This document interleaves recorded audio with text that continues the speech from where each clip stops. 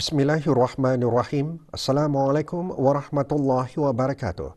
Bersua dalam berita perdana malam ini, saya Syafal Bakrin Haji Suhaili. Dan saya Nur Baizura Endi. Berita-berita utama malam ini.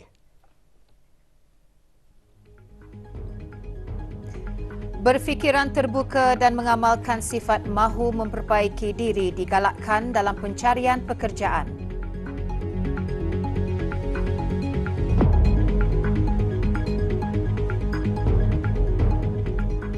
Latihan kemahiran secara efektif berupaya melahirkan pelatih-pelatih orang kelainan upaya yang boleh berdikari.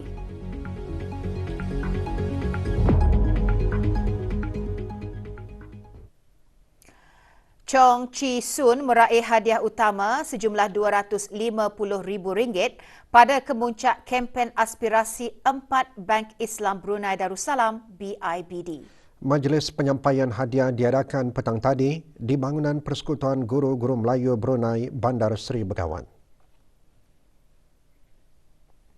Hadiah-hadiah disampaikan oleh Yang Berhormat Datuk Seri Setia Dr. Awang Haji Muhammad Amin Liu bin Abdullah, Menteri di Jabatan Perdana Menteri dan Menteri Kewangan dan Ekonomi kedua yang juga pengerusi Lembaga Pengarah BIBD. 5 pemenang suku tahun juga masing-masing mendapat hadiah RM10,000, sementara 10 pemenang bulanan mendapat RM1,000 setiap seorang. BIBD aspirasi diperkenalkan pada tahun 2018 bagi menyokong objektif Brunei Darussalam Central Bank ke arah meningkatkan kemahiran pengurusan kewangan dan memupuk sikap berjimat dalam kalangan penduduk negara ini. Thank you all so much for your support of BIBD Aspirasi. Do not stop saving. 10 pelanggan takaful Brunei yang bertuah memenangi hadiah wang tunai bagi penyertaan dalam takaful Brunei Am Sendirian Berhad TBA dan takaful Brunei Keluarga Sendirian Berhad TBK menggunakan aplikasi mudah alih takaful Brunei dan bagi penyertaan baharu serta memperbarui insuran dalam takaful motor TBA melalui pusat panggilan TBA dari 1 Januari 2022 hingga 31 Disember 2022. Penyampaian hadiah Sanang-Sanang Manang berlangsung petang tadi di Kompleks Yayasan Sultan Haji Hassan Al-Bolkiah di Ibu Negara. Penyampaian hadiah disempurnakan oleh Yang Berhormat Datuk Seri Setia Dr. Awang Haji Muhammad Amin Liu bin Abdullah, Menteri di Jabatan Perdana Menteri dan Menteri Kewangan dan Ekonomi kedua. Hadiah tempat pertama berjumlah RM15,000 disandang oleh Dayang Siti Rasidah binti Haji Abu Bakar. Tempat kedua dan ketiga masing-masing memenangi RM6,000 dan RM2,000. Manakala pemenang tempat keempat hingga ke-10 masing-masing memenangi RM1,000.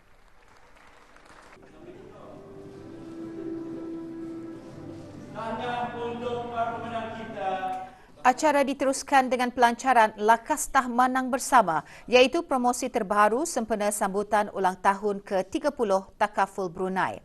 Promosi bermula 1 Januari lalu hingga 31 Disember 2023.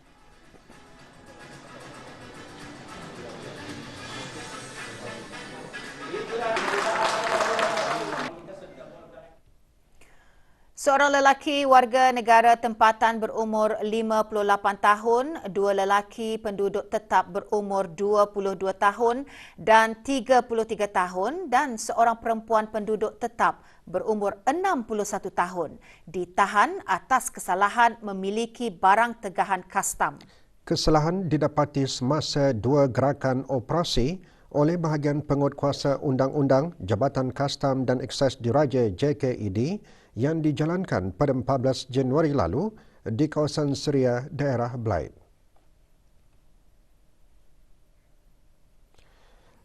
Barang-barang yang dirampas ialah 5,604 pelbagai jenis vape juice, pon dan e-liquid, 3,982 vape aksesori dan 85 vape mon, 870 tin dan 158 botol minuman keras pelbagai jenis, 41 karton dan 7 batang rokok pelbagai jenis, 30 kotak dan 73 biji mercun pelbagai jenis.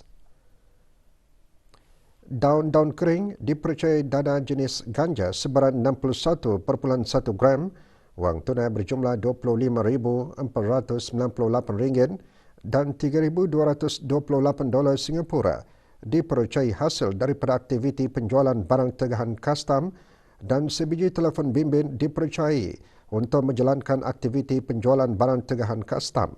Kesemua barang-barang terbabit telah dirampas dan individu-individu terlibat dibawa ke Pejabat Penguatkuasaan Undang-Undang untuk siasatan lanjut. Sehubungan itu, JKED ingin menasihatkan kepada orang ramai agar sentiasa mematuhi mana-mana perundangan negara ini dan menghindari daripada melakukan kegiatan-kegiatan penyeludupan atau membawa masuk dan keluar barang-barang tegahan sekatan dan juga larangan kastam. Memiliki barang-barang tegahan kastam adalah menjadi satu kesalahan di bawah Seksyen 146 Perintah Excise 2006. Aspek kehidupan bermasyarakat dan semangat jati diri diterapkan dalam program khidmat bakti negara. Bahan mengenainya antara yang dimuatkan selepas ini.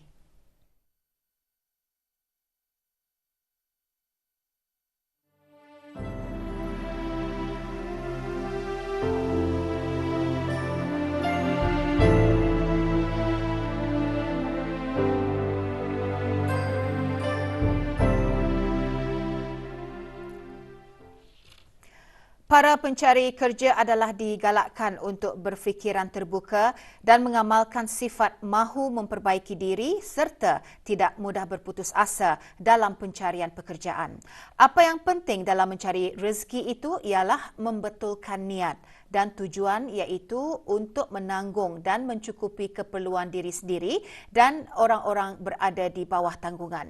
Perkara tersebut antara intipati khutbah Jumaat hari ini bertajuk Bumi, Hamparan Rezeki yang Luas. Khutbah Jumaat juga menekankan dalam agama Islam terdapat beberapa amalan yang boleh dilakukan untuk membuka pintu rezeki yang luas, antaranya bertakwa kepada Allah Subhanahu Wa Taala, menjauhi perbuatan dosa dan maksiat, menghubungkan silaturahim, melazimkan sembahyang sunat duha, memperbanyakkan istighfar, melazimi sedekah dan memperbanyakkan membaca doa.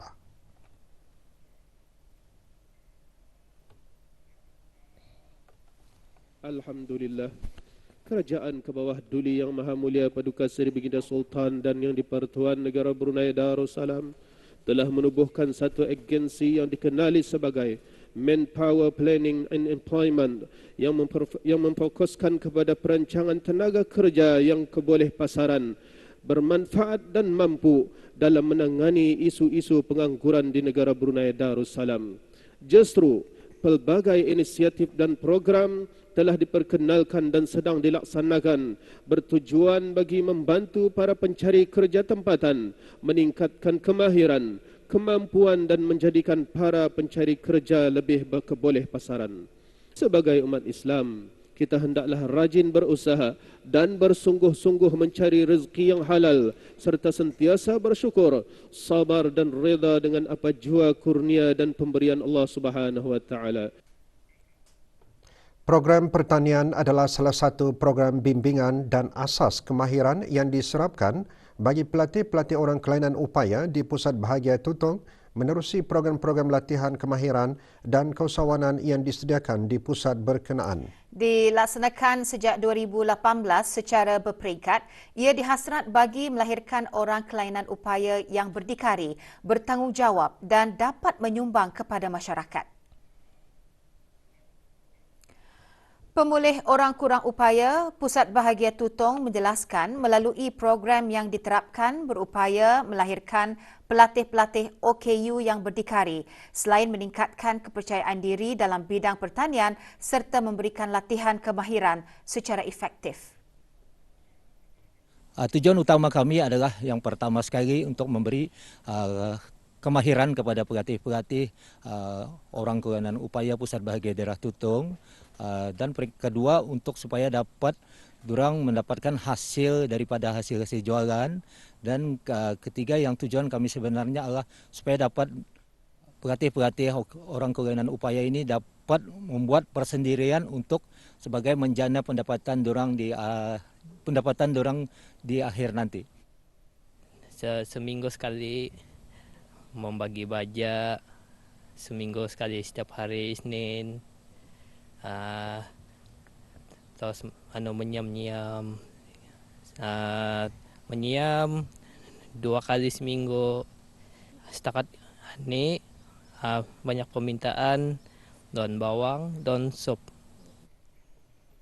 45 orang pelatih program Khidmat Bakti Negara PKBN pengambilan ke-11 petang kemarin mengadakan kerja amal kemasyarakatan dengan melakukan kerja-kerja membersihkan persekitaran Pusat Bahagia Tutong.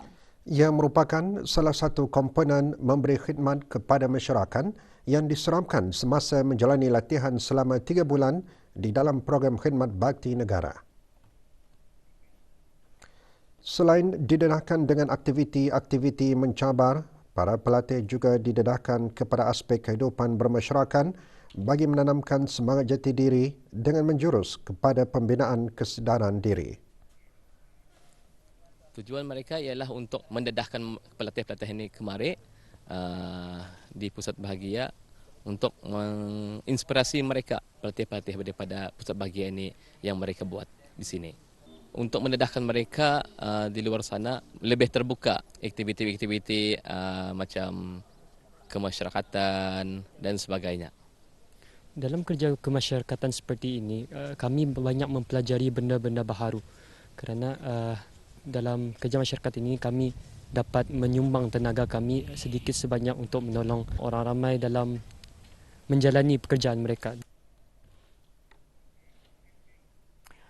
Bagi menyokong dan memberi peluang pengusaha-pengusaha tempatan memasarkan dan memperluaskan lagi hasil produk mereka, Arthur Event mengadakan flea market. Flea market yang diadakan mulai hari ini sehingga Ahad ini diadakan di Anajat Kompleks Beribi Gadong.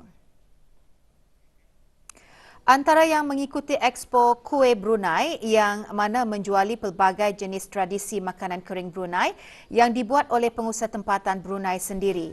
Food testing juga disediakan bagi mereka yang ingin merasa makanan yang dijual. Produk-produk dijual dengan harga yang berpatutan.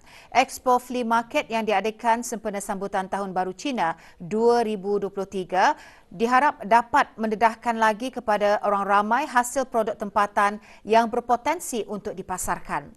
Orang ramai dialu-alukan datang memeriahkan lagi expo yang bermula pada pukul 12.30 hari hingga 9 malam.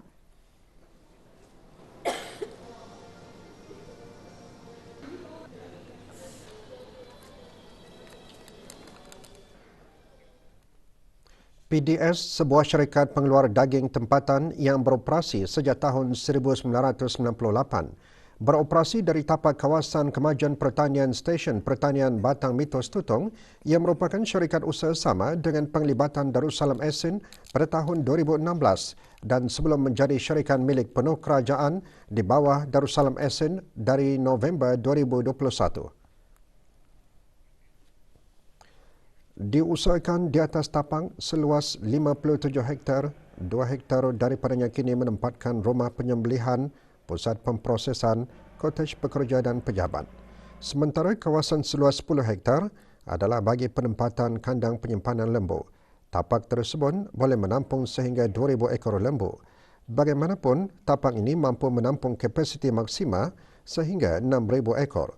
Manakala bagi kawasan seluas 45 hektar, kini menempatkan ladang penanaman rumput napia yang merupakan sebahagian daripada sumber makanan bagi ternakan lembu syarikat PDS. Di dalam masa yang terdekat, kaedah ternakan juga akan secara berperingkat ditukar kepada kaedah feedlot. Buat masa ini, syarikat PDS mengimport binatang ternakan yang matang dan sudah sedia untuk diproses penyembelihan. Kaedah feedlot melibatkan pengimportan lembu dari bakar tertentu yang lebih mudah dan ringan. Pensijilan Brunei Halal Logo, pemeriksaan veteriner dan piawaian antarabangsa HACCP adalah sebahagian dari langkah persediaan syarikat PDS untuk menembusi pasaran ekspor. Ikuti paparannya dalam Berita Ekonomi Ahad ini pukul 7 malam.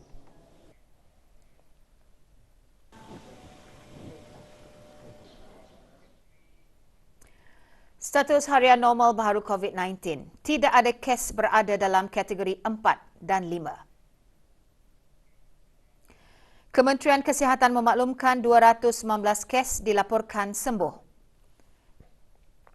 Jumlah keseluruhan pemberian 2 dos vaksin COVID-19 bagi kanak-kanak berumur 5 hingga 11 tahun 87.6%. Bagi remaja berumur 12 hingga 17 tahun yang mendapat 3 dos vaksin 62.6%. Dan liputan bagi rakyat dan penduduk negara ini yang mendapatkan 3 dos vaksin 79%. Kementerian Kesihatan melalui Pusat Jantung Hospital Raja Isteri Penyerahan Anak Soleha menyediakan 2 talian bagi membolehkan orang ramai menghubungi pusat jantung berhubung dengan prosedur perubatan, perjanjian, ubat-ubatan atau sebarang pertanyaan yang berkaitan.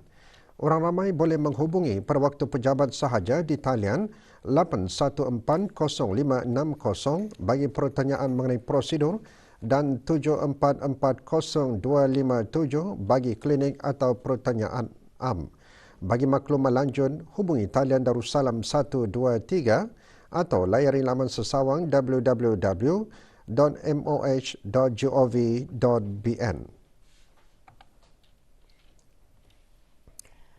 Kementerian Pendidikan dengan kerjasama Data Stream Digital Sdn Bhd DST, Progressive Sdn Bhd dan Mac Telecommunication System Sdn Bhd, MacTel menawarkan perkhidmatan pesanan ringkas SMS bagi mendapatkan keputusan peperiksaan Brunei Cambridge GCE peringkat AS dan A sesi Oktober-November 2022.